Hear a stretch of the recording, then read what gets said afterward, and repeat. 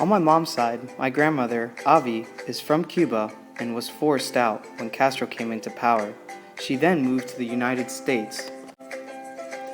My grandfather, Papa, is from Argentina and came to the States when he was in his 20s. On my father's side, my grandfather, Yeye, who's from Chile with Russian and Polish descent, met and married my grandmother, Meme. When my dad, his brother, and sister were born, they moved to America for a better opportunity. These are my cousins: Brandon, Ryan, Amanda, Karina, Michael, Alex, my brother Andy, my sister Gabby. Okay, I think you get the point. I have a big family who lives in Miami. So how do I identify myself? Am I Cuban, Argentinian, American? How do families with so many different cultures define themselves? These questions are the ones that are affected by acculturation and ethnic identity. As communication majors, we are all familiar with the communication model. There is a two-way channel in which a sender and a receiver encode and decode a message. However, the way we communicate is different across cultures. Our culture begins with our family, and we learn to communicate through them first.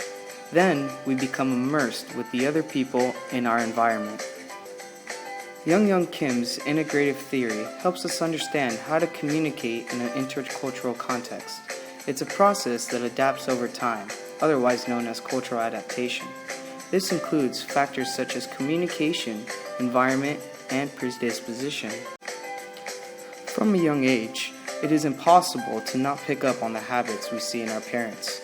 The way parents communicate with each other, for example, has an extremely large impact on the way children will grow up to communicate. Because children are exposed to their ideals, they can't help but to hold on to them and make them their own. When adults enter the United States, they have great hope and high aspirations for a better life for themselves. However, the adolescents who accompany them or are later born in the United States face the challenge of establishing a discrete self-identity and the ethnic identity that is compatible with the values and beliefs of both their natal culture and the American mainstream. How parents relate to their natal culture as well as to the host culture can be expected to affect adolescents' ethnic identity achievement and their psychological functioning.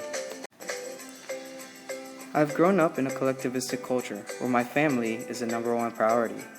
When my brother, sister, and I went out of state to study, my father was devastated because he never imagined a family that was so separated from each other. He has had to learn to adapt to the American culture, allowing us to create our own path despite the traditions we have been raised on. Children of all cultural communities experience enculturation, the normative socialization experiences that allow them to function as competent individuals in their societies. However, ethnic minority children are also enculturated by their wider communities, the dominant cultural group, and the nature of the interaction between their ethnic group and the dominant culture. In 1993, Berry proposed that there are 4 ways ethnic minorities can associate with their host culture.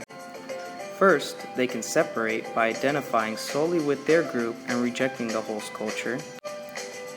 They can marginalize by rejecting both their own culture and the host culture to create their own. They can assimilate by identifying solely with the dominant culture and sever ties with their own culture. Or they can integrate by becoming bicultural by maintaining aspects of their own group and selectively acquiring some of the host culture. The majority of TCU students are white Americans, and I have had to learn to adapt to this environment to function as a competent individual. I chose to integrate the TCU culture to be able to communicate with people and understand how they think. It took some time for me to adapt to this TCU culture because of the individualistic mindset. For example, the societal norm in TCU for meeting someone is a proper handshake and a smile. When I meet people in Miami, the norm is to give a hug and a kiss on the cheek. You can understand the confusion. After some time, I have adapted to the TCU culture and now realize that it has become part of my own. I am now the only person in my family who owns a pair of boots and listens to country music. Acculturation refers to how ethnic minority individuals adapt to the dominant culture and the changes in their beliefs, their values, and behavior that results from contact with the new culture and its members. Ethnic identity involves an individual's self-identification as a group member, a sense of belonging to an ethnic group, attitudes toward ethnic group membership, and degree of ethnic group affiliation or involvement. Given that ethnic identity is meaningful only in situations where two or more groups have been in contact from an extended period of time, ethnic identity may be more apparent amongst individuals who live in highly urbanized and ethnically diverse areas of the United States, such as Miami, Florida. Our families are how we first develop our cultures. Where they are from and what they value helps mold us into the people we become. From there, we adapt to and adopt different cultures that we experience in our lives. There is no right or wrong tradition, culture, or identification. Through all of these, we learn and remember where we come from and choose who we want to be.